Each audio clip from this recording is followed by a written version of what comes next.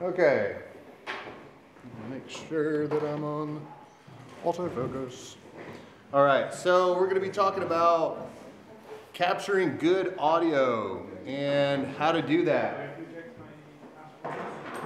Got lots of different things we're going to do.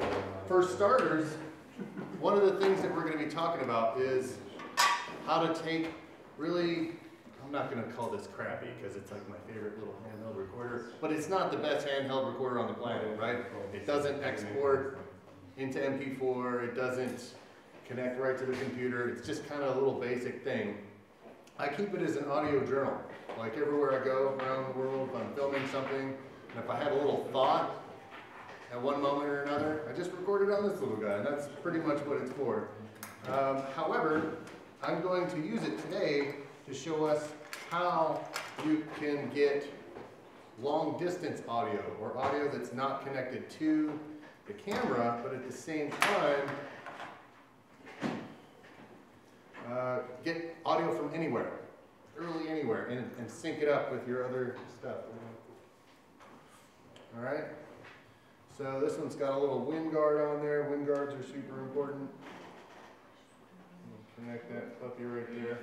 For those of you who don't know, this is called a lav mic or lavalier. It connects to the lapel of your subject, of your interviewee. All right. Most little handheld recorders like this have a mic input, as does this one. So I'm going to hit the record button, and so that I can sync it up later in post-production, I'm going to walk up to my main audio source, and I'm going to go, all right? And it's going to create an audio spike in the sine wave of all the audio that you can sync up later when you're doing your editing and post-production. Does everybody know what I mean when I say that? Some of you guys might.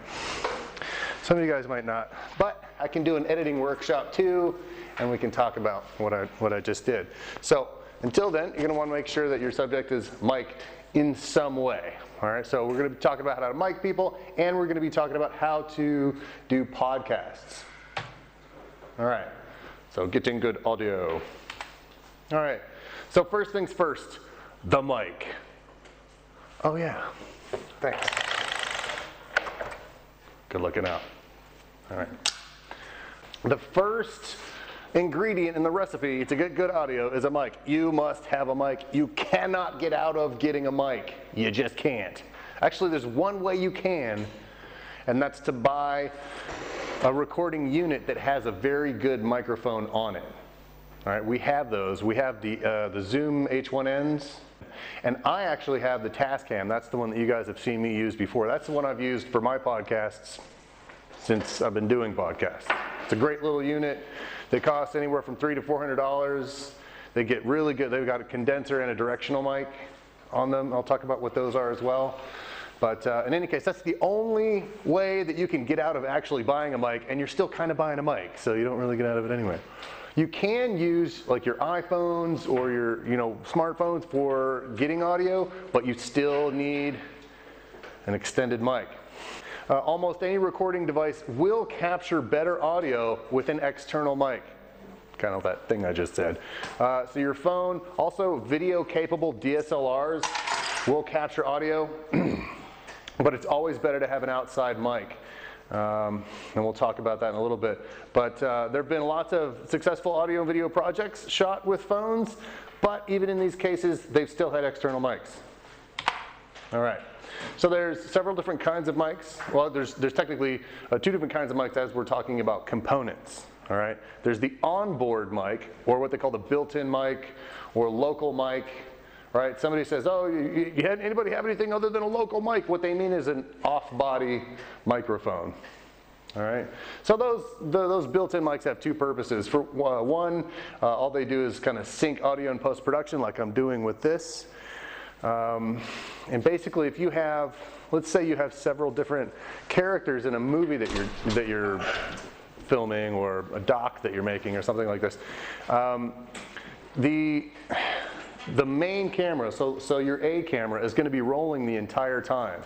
And while that rolls, it's recording audio at the same time. However, some of your audio devices might stop recording intermittently, right?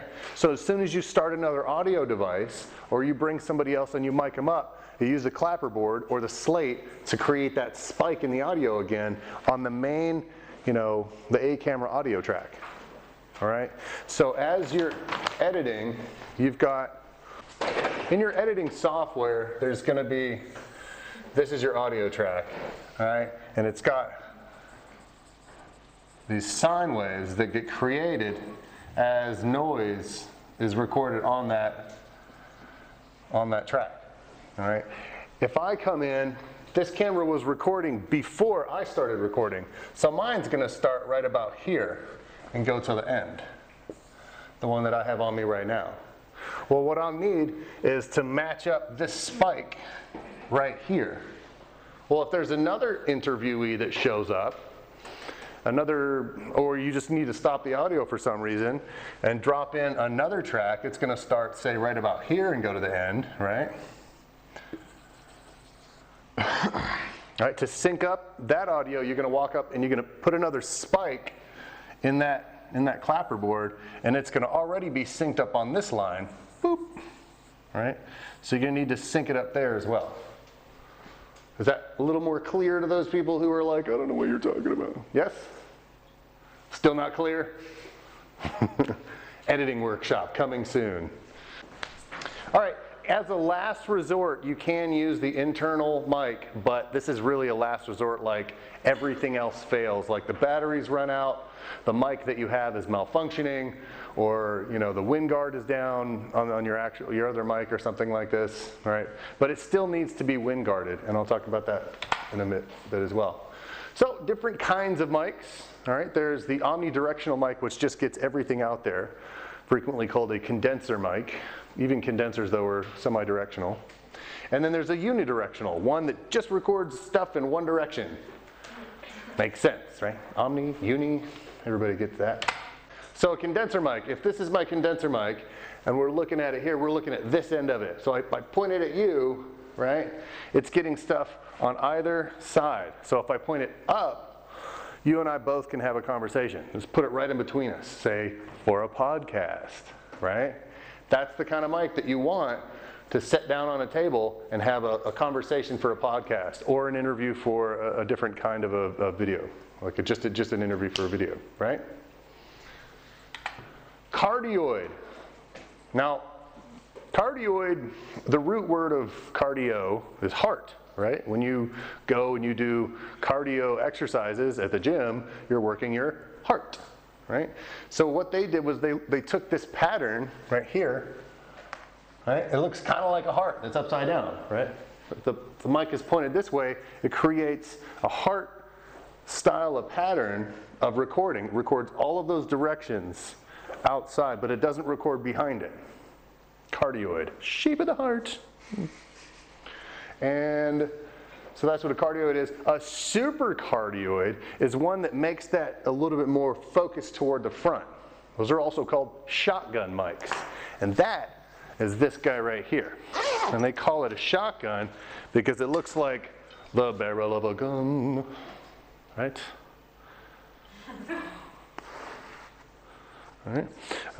These are pretty sophisticated mics. They're probably the most sophisticated in the mic world until you get into like studio recording for musicians and stuff like that, which we probably won't do. But we'll talk about how to use booms on that in a second. That's what your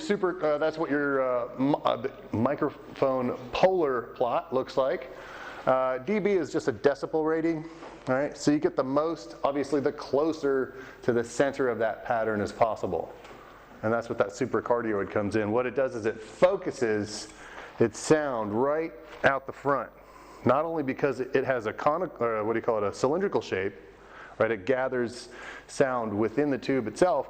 It also isolates the outside noise. So if you're doing an interview on the street, you're going to want to point this right at the person's mouth that's talking. Look at why you pointing at me. Stop it.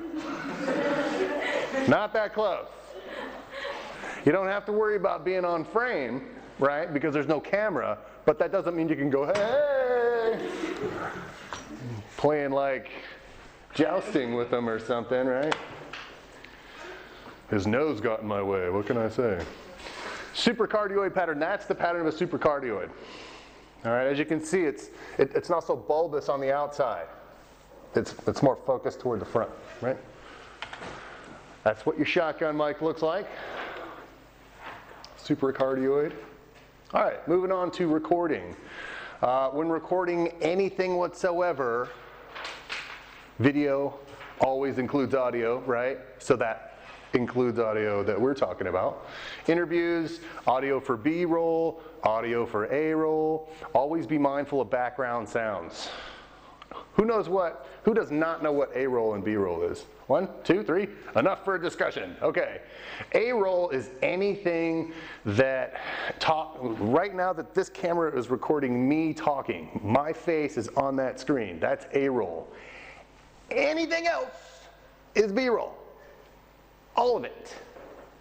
So if you guys are recording an interview with somebody and they're talking about you're on like a farm and you're talking to the farmer and we had a great crop yield this season, we got a lot of carrots that we didn't expect to get and blah blah blah, and as he's talking about carrots you're going to remember that he's talking about carrots, and then he's talking about radishes and all these other things, and you're going to go after you finish the interview, you're going to walk over to the carrots, and you're going to set the tripod down, and you're going to get a nice slow pan of the little tops of the heads of the carrots, right?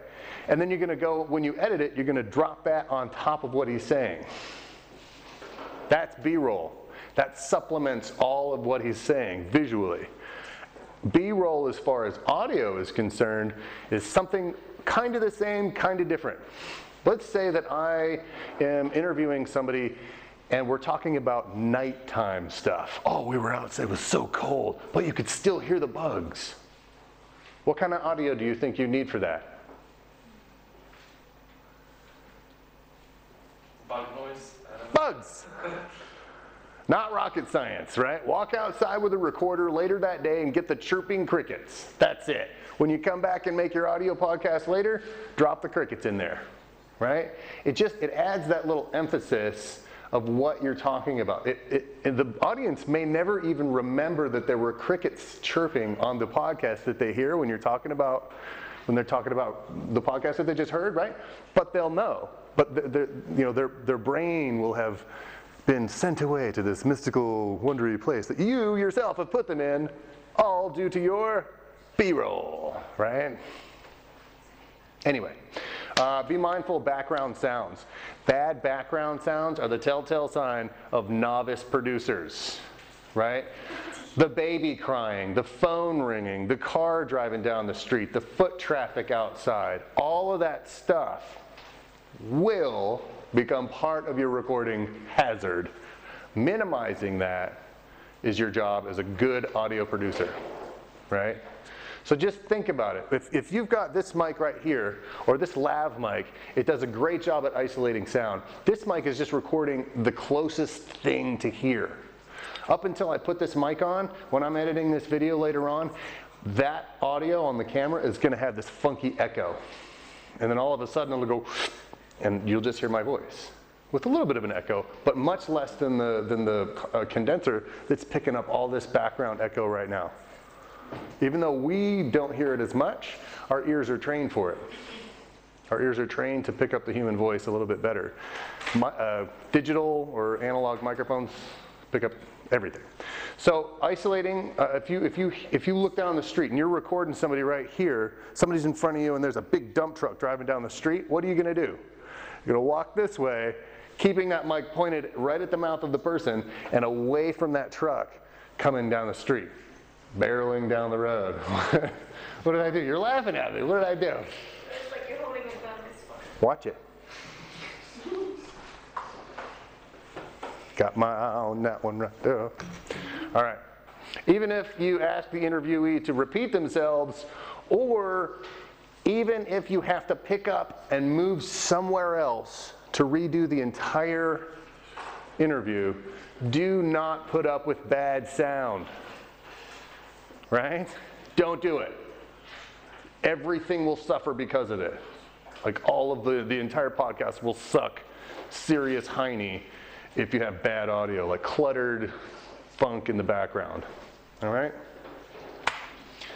All right. Minimum that you want to go out with on the street when you just pick up you the producer and your podcasting reporter, you go out to the street. This is what you need.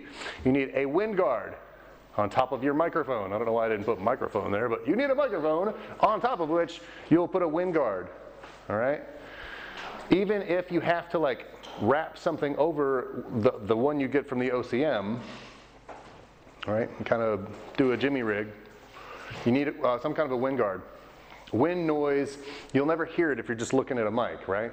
You can't see wind, right? That's the problem with wind. It's invisible. The other reason that you're going to need headphones, by the way, is to check your audio as it's recording. If you have headphones on, and they're those kinds that isolate every sonic vibration around you, like you need to pull one off your ear so you can actually hear what's going on with your subject, but then also pay attention to what's happening with your own audio. If you're peaking, like if you get this sort of scrambled whenever some loud noise is coming, you need to turn the sensitivity of your mic down on the audio recording unit as it's going down, or switch it to auto so it keeps it from peaking. It's not the greatest idea to switch to audio, but as we're students before we're pros, being on auto is okay. All right, handheld recorder, gonna be a necessity. Also, most people forget, charge the unit before you go out, or like bring extra batteries, right? Every time you check a camera out from OCM, I don't think they're required to charge the batteries, right? That's why you don't get the camera 20 minutes before you go. You get the camera the day before you go so you can charge the batteries, maybe read the manual, clean the lenses, prep it for the shoot. Same thing for audio. All right, moving into podcasting. When recording for podcasts, you have the most control over how to get good audio, and this is specific to podcasting. It's kind of isolated from video because the whole emphasis is on getting good sound, right? As in a video, it's extremely important. It's probably even more important that you have good audio than you do good video, because you can put up with a shaky camera, but you can't put up with crappy sound, right? When was the last time anybody listened to like really crappy YouTube video the entire way through? Like 20 seconds is probably mind-numbing. You're just like, God, stop it, right? It's just a horrible experience. But you can watch shaky video as long as the audio is pretty good, right? Anybody find that interesting? That audio is actually more important than video when you're watching a movie? It's pretty interesting, right? I didn't think about that before, but you're totally right. Street podcasting, very different from studio podcasting, right? You're going to be faced with lots of different challenges. We'll talk about a DIY studio later, but when you're outside, use a lav mic, a shotgun mic with a wind guard, or a recording unit that's separate. All right? What is the lav? Lavalier mic. This is the, yep. Okay. Sorry, I wasn't pointing to my clavicle. I know my clavicle's awesome, but the mic. All right, use headphones to ensure good audio. I already talked about how to make sure that you point the mic away from the barreling trucks and all these other things. Make sure that you're conscious of wind. If the wind starts picking up, make sure you're listening to your interviewee, but also pay closer attention to your audio. You really don't want wind. Wind is like the ugly redheaded stepchild of audio recording. Setup or studio podcasting. Setup podcasting is another word for studio. So what you'll want to have is a laptop so you can patch into things like Skype or FaceTime or whatever you're going to be doing. You'll still need mics. In fact, depending on what you're using, even if you're using Skype, you still need a mic outside of the one that the laptop has. And you'll need an interface to patch into it. So an interface, let me see if I can get to the picture here. That's an interface, right? It's a 2-channel mixer, basically, that's got individual decibel increase and decrease buttons, or AKA volume buttons, right? It's got mute, it's got mono, stereo, it's got pitch control. Usually they have like a bass and treble and mid-range adapters, depending on how good the quality is.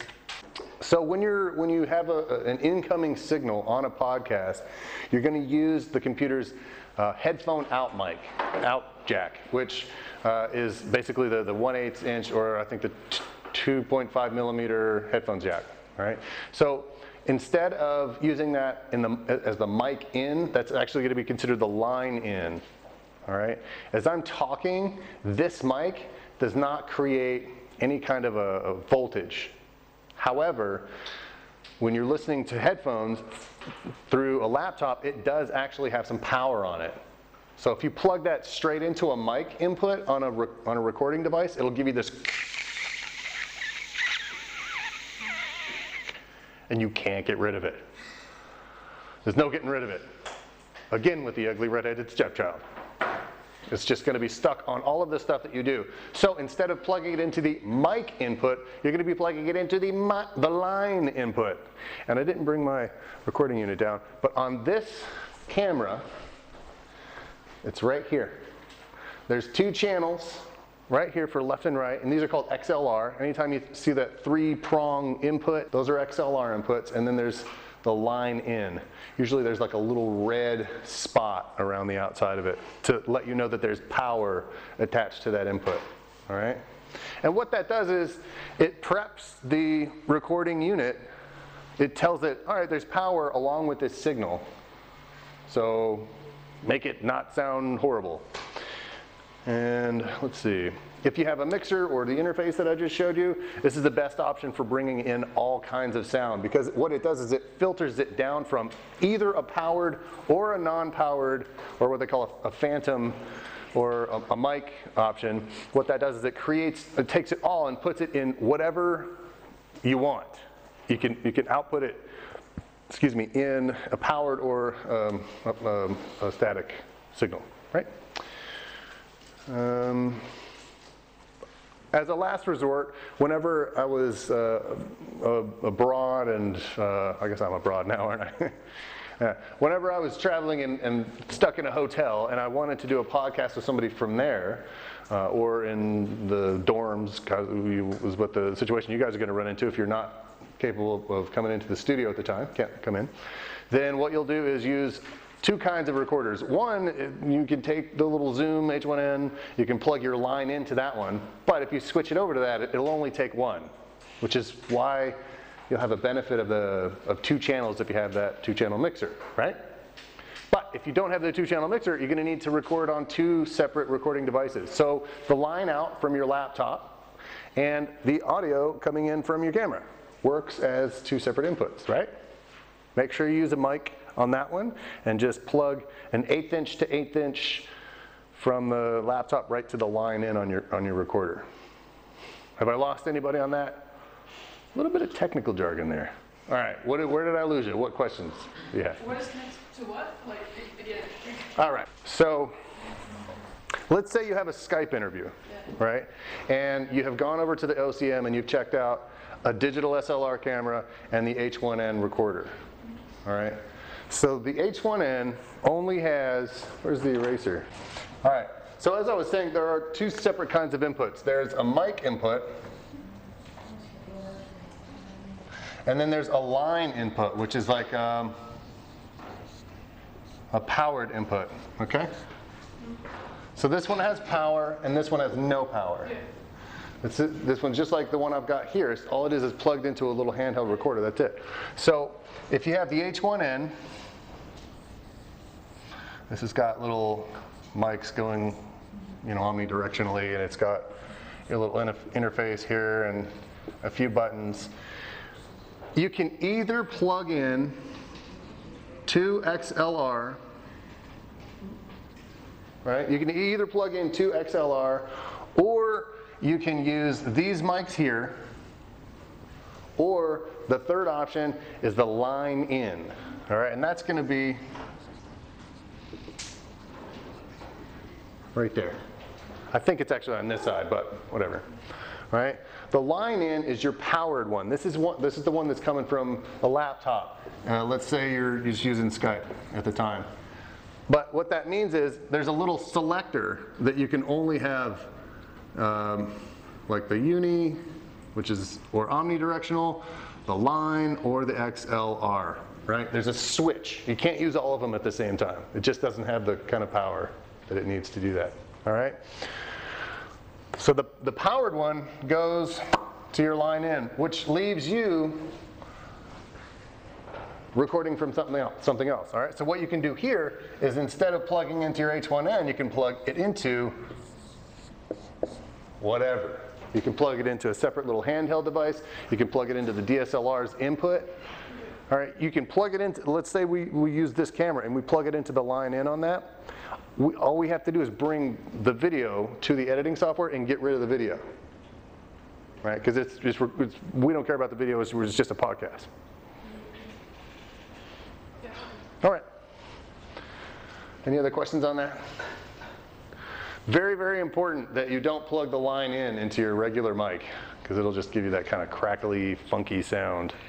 As far as the audio recorder goes, to get the best sound, a dedicated audio recorder is best for capturing all ranges of sound.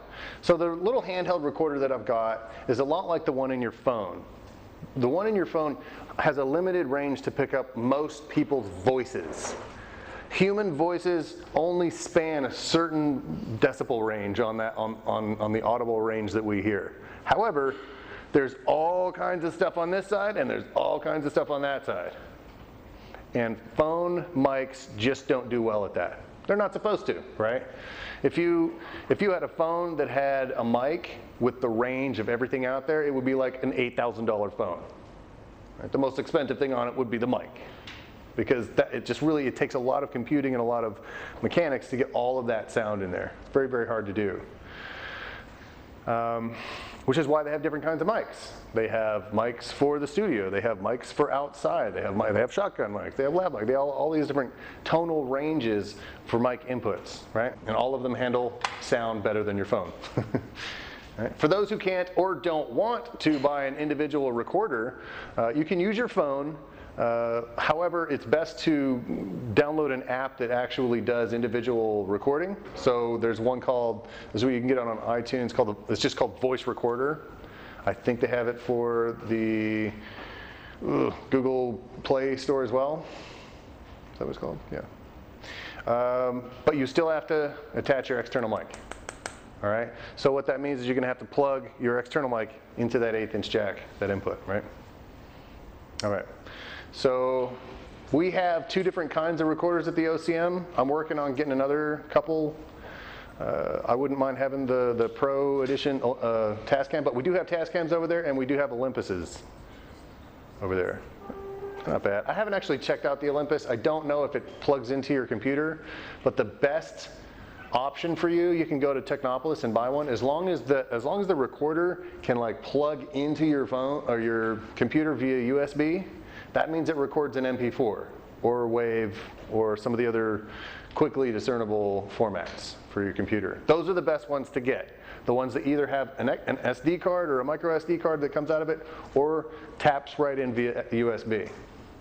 So if you're going to buy one for yourself, buy one of those. All right, so the 3 different options that you have for distance recording. The distance just between me and this camera right now is what, like 3 meters, right? So even with that distance, there's still enough space between those 2 objects to create a lot of sound. The closer I get to the mic, obviously the better I'm going to sound, but it's still picking up all kinds of stuff. Anytime somebody like leans back in their chair, or like unzips their purse, or like chews on some bubble gum, or whatever they're doing, or coughs,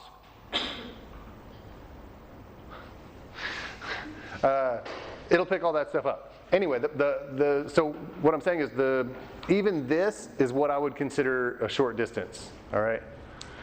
When you're interviewing somebody on the street, this is basically going to be your distance. And the mic that's on here right now is probably okay for that. It's still going to get all this stuff, and I would personally want to put a shotgun mic on there still, but I could get away with the audio that's on there. given the fact that there's no wind, no people around me, no traffic, no crying babies, no cell phones, right? Given all of that. All right, so for medium distances, you're going to want a wireless lavalier. Now that attaches right to the camera. It is in fact a wireless system. This is the transceiver, which sends the signal, and this is the receiver. And there's a little shoe right here. It's called a cold shoe, and it mounts right to the top of the camera, like so. Boom, see there? I wasn't lying. There it goes. This one clips right to the belt, and I'm actually using the mic right now that snaps into this. This is the Sennheiser. All right. Very good. I think these are good up to about 200 meters. Quite good, right? So that basically, so from 3 to, I don't know, 15 feet is your shotgun distance. That's your short distance. 15 feet out to 200 meters, that's your wireless lav distance. Anything beyond that, use one of these and an independent recorder, all right? I've done tons of those. This is the one that you use when you see that guy that's way up top on the mountain, and the camera, the frame starts in zoomed in on this person. They're like, "I love climbing the mountain," right? And you like hear their actual voice, and their mouth is like matched up with the audio and everything like that. And the frame slowly zooms back, and all of a sudden you take in this giant mountain range that they're like on top of Everest or something. That's how they got that audio. So to set up a shot like that, by the way, if you're doing something where you're shooting, everybody was out here for the 25th anniversary shot, right? That we did on the lawn out here. Some of you guys were. I was there. The cool kids were allowed. I don't know about you guys. Anyway, so if you guys wanted some camera up top and to sync audio down below, you would want to mic the person up on the roof where the camera is, and then start recording, and then use your clapperboard or create that spike together so that both mics could hear it. Then this person would walk down the stairs and go out to the lawn, and then they would say, "Here I am on the lawn at AUPG where we are setting up right now for the 25th anniversary big number thing made with people." Right? You don't want to try to like voice over that later. You want that, all that audio synced up nice and tight. Making your own studio. Why did I put this in? What do you think? Who's interested in doing podcasts only in this room? I didn't think so. So you guys are going to want to make good sound elsewhere, right? So to do this and set it up in like your dorm, or to set it up in your private home studio later on, this is what you're going to do. You're going to prepare the walls. Flat walls are like the enemy of good sound. Sound bounces around flat walls like crazy, right? The good news is, now you know what bounces it around, you can shake it up. All you have to do is change the pattern of the walls, right? Don't hire a contractor at $18,000 to redo your closet. Just go out and buy egg crates. Soundproofing the doors and windows. So most of the noise comes in where things vibrate. Crazy, huh? So the edges of the doors, this area here, this is where you're going to want to put the actual foam stuff, because the rattling against the door frame or the window frame or something like that, that's where your noise comes from. And then on the inner area, that's where you're going to put like your egg crates and stuff like that. All right, all along the flat surfaces of the wall inside the studio, that's where we're going to put that stuff. All right. And that is what the foam version of egg crate looks like, right? That and some that actually look like they can hold egg crates or eggs in them, you know? But if you notice, the key factor here is that they don't have a flat edge, right? They break up that sound so that when the sound vibrations hit it, they don't bounce right back. They hit it and kind of scatter in 1,000 directions. So that when it does come back to they're going to bounce around, but when they do, they'll be at different times. It won't sound like an echo. Remember this. When you guys go out, like 3 or 4 of you get together at the dorm and you go shopping, buy those kinds of egg crates. So that when we get them back, we'll soundproof our studio. All right. What you're going to need for an actual fun, real life kind of studio is a wire hanger right? Not a plastic one. And a pair of ladies' tights, all right? Cut a circle out of the ladies' tights, loop it over, like make a loop out of the wire, loop it over that, and that's going to make what's called a pop filter, all right? And anytime you have a mic, you can harness the wire onto the mic or the mic stand, and then anytime you say the word pop and the p and the and anytime you say t or p, right? You're going to spit all over the place, but you're not going to spit on the mic. You're going to spit on the pop filter first. And that little puff of air that comes out of your mouth when you first speak, it's going to be consumed by that fabric instead of hitting that mic. Everybody knows what that sounds like, right? When you're listening to somebody talk and they've got this, right? And you know, we all know those guys. I'm probably one of them. All right.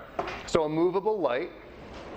You're going to want a movable light stand. These are pretty cheap. You can get them for like 10 bucks or something like that. They clamp right to the side of the desk, and then they hang over, and you can actually situate the light, right? Well, you're going to take the light off of that thing, and you're going to duct tape your mic to it, right? That's the cheapie version of it.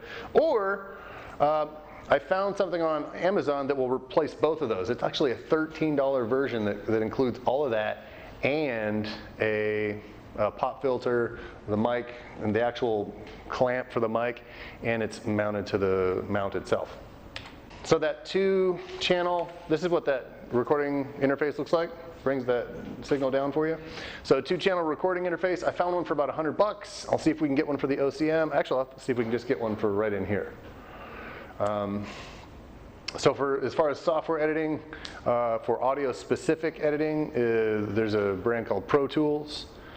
If you guys have access to software online, look for that one. That one's probably the best one that I know of. To replace both of those, if you actually buy this one at this link right here, you get free software with it, and it's perfect. It's not Pro Tools, but it is good enough to do everything we're going to need to do. And again, I'll try to get this on the JMC budget. XLR cables are pretty cheap these days. They used to cost like 30 bucks, but now you can get them like a 10-yard one for like 5 bucks. All right, you're going to need a mic and a recorder. But these can be purchased from Technopolis. For now, you can just kind of get the cheapy versions. All right. If you're at your dorm and you don't want to egg crate your entire room, I don't know why you wouldn't, right? But if you don't, you can just buffer the outside of the mic. So if you're up late and you're doing a solo podcast, say, for like Vagabond News, something like that, you can totally do it yourself and have nice, clean audio whilst waking up your roommate. So this is kind of like the bare minimum. This is your interface. You're going to need extender cables. You're going to need, obviously, a computer with the software on it. You're going to need XLR cables. You're going to need a mic stand of some kind, even if it's a table stand. You do not want to put your hands on the mic. Headphones to check your audio. Obviously, you need a mic and some kind of a playback device. So lots and lots of egg crates. You're going to want to put carpet on the floor. Again, this is probably like for when you return to wherever. But see if we can't get carpet for in here as well. Makes no sense to egg crate the entire place and then have sound bouncing vertically. You want a round table? Anybody ever notice when they're watching a radio show of some kind, they don't have square tables? Did anybody ever actually notice that? Why? Because there's no corners to bump into, right? You bump into a corner, you make noise. If there's no corners, no bumping, no noise. You need quiet, stationary chairs. You do not want one like this that you can lean back and, put your feet up. This thing will creak on you, the wheels will fall off and, send you this way and the mic that way, and making tons of noise while doing it, right? You want stationary chairs, nice and soft so they're comfortable or whatever, but like ones that don't move, ones that don't roll around and cause noise. You want a sound box for your computer. If you have a computer that's nearby, You can actually, if in really good audio situations that you want really good audio, you'll pick up the noise of your hard drive spinning. You know what I mean? So you need to insulate that some way without actually overheating it at the same time.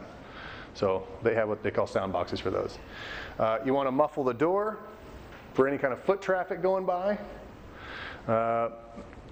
Probably in the best case scenario, we can get like on-air light outside our studio door that lets people know that we're recording, and to shut the heck up while walking by and hang up their phones or whatever.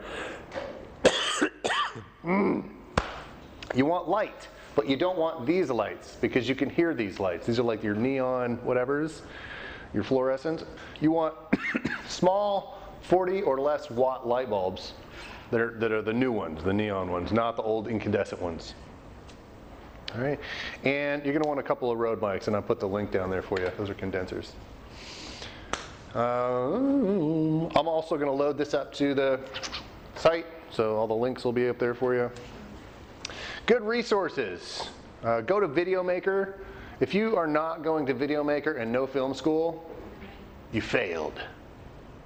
They've got great advice. It's all free. They've got advice from people who actually were professionals or are professionals or are really, really super enthusiastic about it, and they're constantly doing stuff in the field of film and video. Lynda.com is a good place for all kinds of stuff. Lynda.com, I think, does tutorials on a variety of things. And then eHome Studio. And that's what I got. That's my shtick. Let's real briefly talk about booming. Anybody ever heard the term booming? Booming. So, if you're lucky enough to be doing a podcast betwixt you and a producer, you're going to want a boom. All right? So there are two rubber bands on the front and the back of that holster there. You guys see those? Why would they spend time putting rubber bands on those? If you can see, they create a hole right through the center, and that is where the mic sits, right? It essentially suspends the mic from bumping into the sides of that holder. Why would they go through all that trouble when you could just be like, so tell me your opinion on this one thing? Right? Why would they go through this whole giant contraption if you could just hold the mic? It's more stable. You can use it when you shoot stuff on video. It's just going to record thingy outside. All very good things. You can put it behind the camera, you can have height, you can record stuff at distances, more stable. The key though is even though you're holding it, your fingers are still moving. And every little budge that your fingers make is picked up by these mics because these mics are super sensitive. This is a $300 mic. It's going to pick up stuff. That's the whole point of a mic. It picks up sound, right? So when you tap it, you could just barely touch it, right? And you're still going to pick up all that sound that comes through. All right? So that is why they put rubber bands. They string them up here so that they've got the greatest, we'll call it distance, between that mic and your fumbling fingers. All right? And then you're going to put it way up here, and you're going to point it at where the noise is coming from, right? As far as the cable goes, the XLR cable plugs into here. This is the male, so you're going to actually this is the female. Oddly enough, it does have probes, but they still call this the female because the male actually enters. That's a weird discussion. So we'll you get what I'm saying.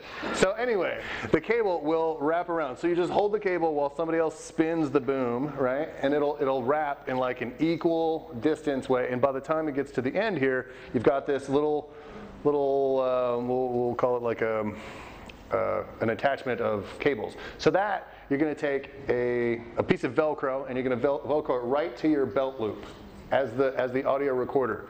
So that doesn't get kicked around. You step on it and you yank on the mic and all these other things that disastrously are guaranteed to happen if you don't secure your cables, right?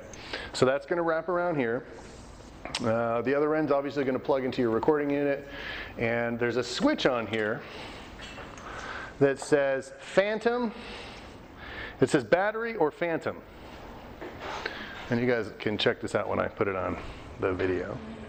I don't even know if I can pick that up. In any case, that switches between battery and Phantom. Anybody remember what I said about the Phantom setting a little while ago? So if it's set to battery, if you unscrew this right here, it will reveal a little AAA battery inside there. All right? That means it's a powered mic. Powered mics are always better than unpowered mics because unpowered mics draw the power from somewhere else. That's what Phantom is. Now let's say you're out in the field and you put a battery in this morning, but you've been using the mic all day, so it's drained. And oops, I forgot my extra batteries, right? You're gonna switch it over to Phantom, which will then, draw the power from the camera itself if it's mounted on the camera, and it'll give it a constant 48 volts of power so it can continue to get good audio, right? It's not just in the event that you forgot your batteries, it's also in the event that you're not recording on a boom, you're recording on the camera itself, right? And you don't want to attach it to something else. All right, I think that's everything. Are there any questions? There is actually free software that is called Reaper. Reaper? So I've heard of that. Yeah, that came out a few years ago, didn't it? Yeah, good editing software. When do you use dead cat? A dead cat is for super windy conditions. Only, and then No, you can. No, your dead cat goes on top of this. so you just put it on the mic. It's like an outside. Okay, so you can use a dead cat just with the mic, but it's preferred that you use a dead cat on top of your other wind guard. Oh, okay. Is that what you were asking? Yeah. Okay. Yeah, a dead cat, if you guys don't know what a dead cat is, it looks pretty much like a dead cat, which is why they call it that. They also have a dead gerbil, which is just for small mics. It's a dead cat for small mics. But in any case, it's very weird. It's fabric. I bet. Oh, this jacket right here. I'm going to steal your jacket. I'm going to steal it for a second. Any valuables in there that I can steal? No? Okay. All right, so this fabric right here, it's nice and soft. It's probably once a live animal that she murdered for her warmth. But in any case, they make a synthetic version, which you might consider buying next time. I mean, no offense, but anyway, this wraps around the outside of the mic. And for some strange reason, these little fibers break up wind like magic. It really does a great job at cutting that wind sound down. And it layers right over this. The dead cat fabric itself is, it basically generally is Velcroed. So it'll wrap around and then Velcro down.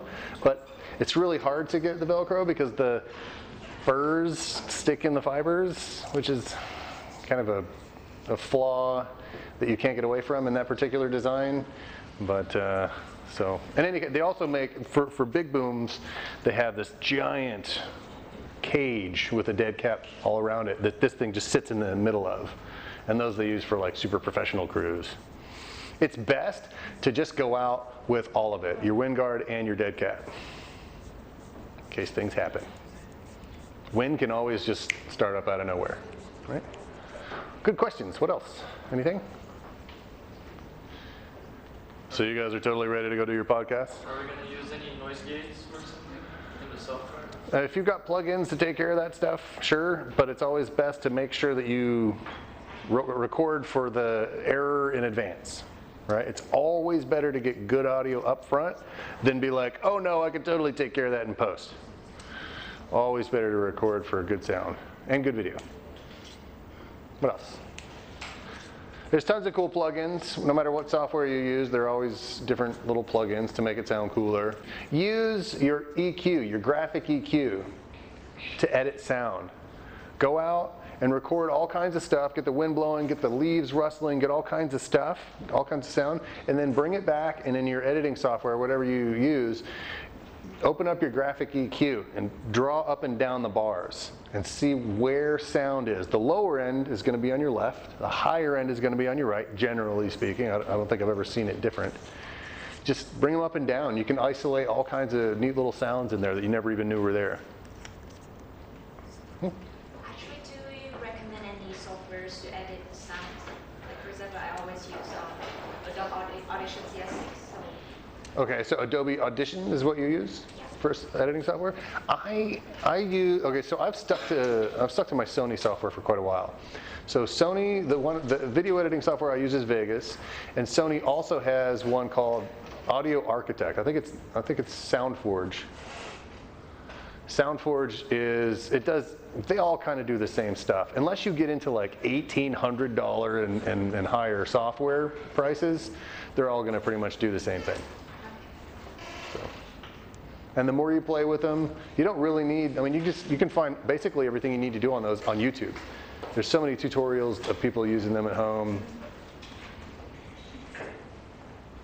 What else? Well, if that's it, that's it. Thank you very much.